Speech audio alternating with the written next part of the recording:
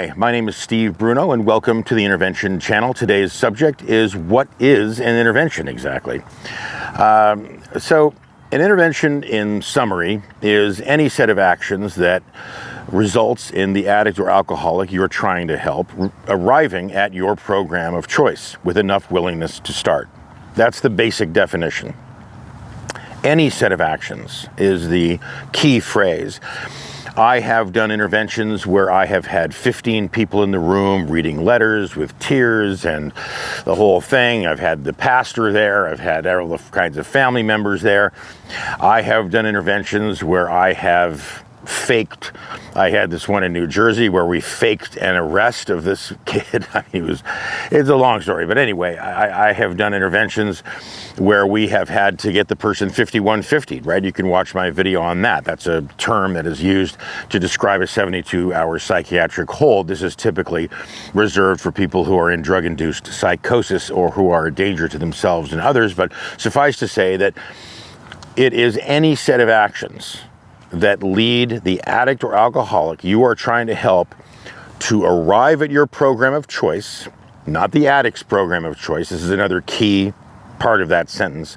Your program of choice with enough willingness to start. And on that note, watch my video on choosing a program. You never put the addict in charge of choosing his or her own program, although there are ways to give an addict or alcoholic the illusion of choice.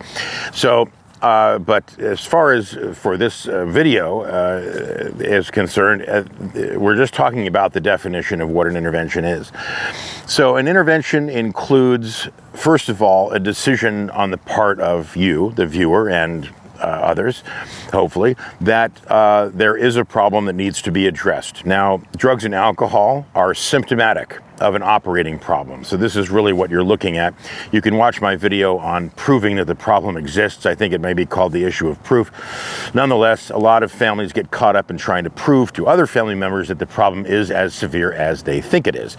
But the basis that you can sell probably more readily is the fact that the person has lost his or her way in life and is no longer ethical, honorable.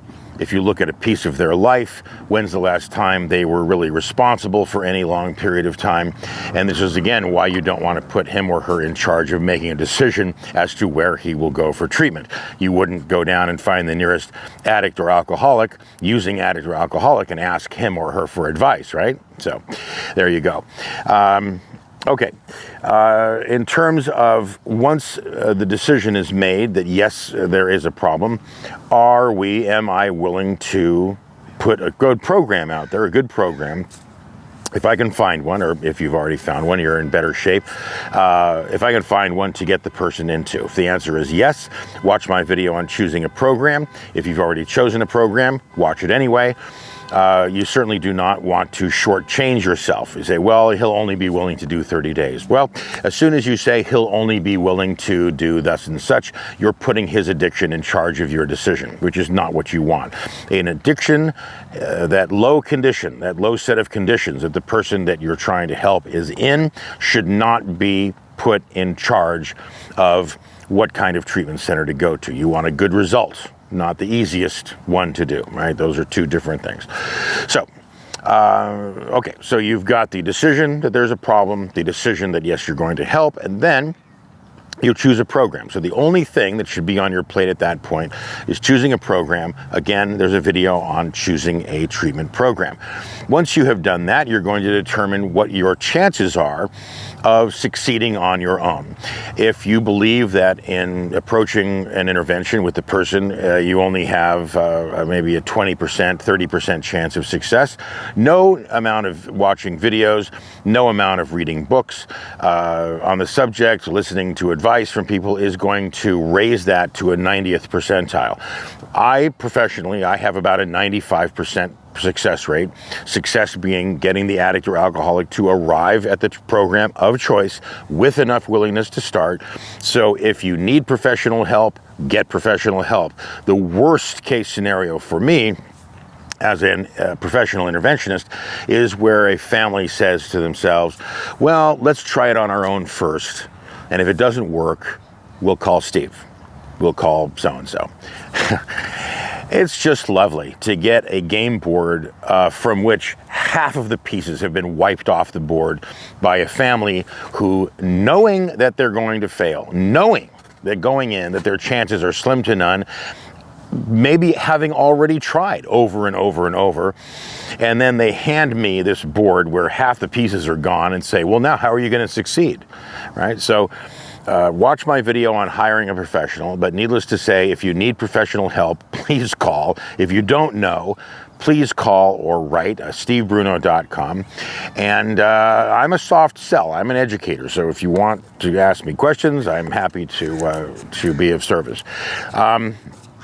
Okay, so let's say you hire a professional, you don't hire a professional, you are going to engage on continuing with the intervention. And by the way, the intervention,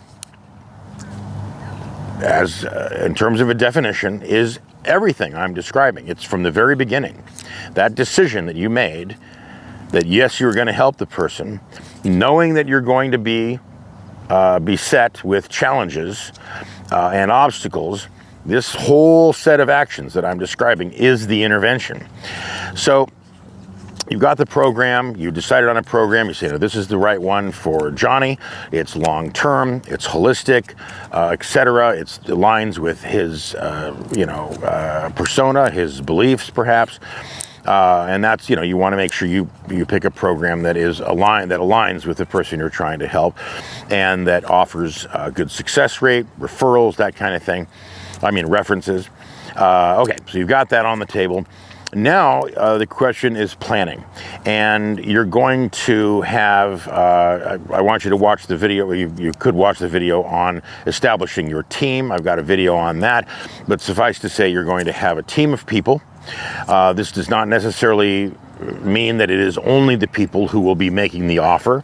These are the people who, some of which will be making the offer, and the others may simply be there to contribute. So it's everybody involved, everybody who can contribute something useful. Okay, so from here, we're going to continue in part 2. At the tail end of this, there will be a graphic that comes up. There will be a square. It'll say what exactly is an intervention. Click on that, and you'll go to part 2. All right, I'll see you there at part 2, and we'll continue this conversation. All right, thanks for watching.